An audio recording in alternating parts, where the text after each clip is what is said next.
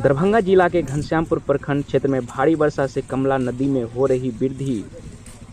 वही मंगलवार की रात से ही कमला नदी में लगातार जलस्तर में वृद्धि हो रही है। रात का जलस्तर के और बढ़ने की उम्मीद है।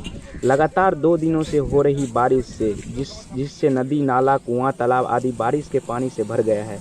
कमला नदी के जलस्तर को बढ़ते देख कमला नदी के दोनों तटबंध के बीच बसे नवटोलिया, बोर, मुसहरी आदि गाँव के लोग सुरक्षित स्थान की तलाश में जुटे हुए हैं।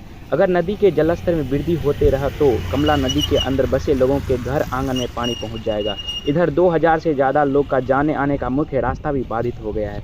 कमला नदी के जलस्तर में वृद्धि होते ही दोनों तटबंधों के बीच किनारे बसे गांव के लोगों के बीच बाढ़ का डर सताने लगा है।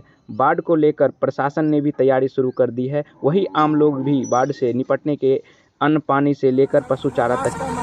हाँ, आप लोग प्रत्येक साल बाढ़ से घिर जाते हैं? पूरे साल 40 बरस से पानी में घिरे हुए हैं। अभी जो आना जाना कैसे करते हैं? नाविक से करते हैं। नाव के सहारे। सरकार नाव दिया है? हाँ, सरकार दिया है। उसी नाव से आते जाते। आप लोग का मांग है कि पुनर्वास कराया जाए। रसियारी में क्यों टोली के लोग जो है अक्सर बाढ़ प्रभावित हो जा रहे हैं, इस पर आपका क्या कहना है और सरकार से क्या मांग है? सरकार से एक ही मांग है कि इन लोगों को पुनर्वास दिया जाए।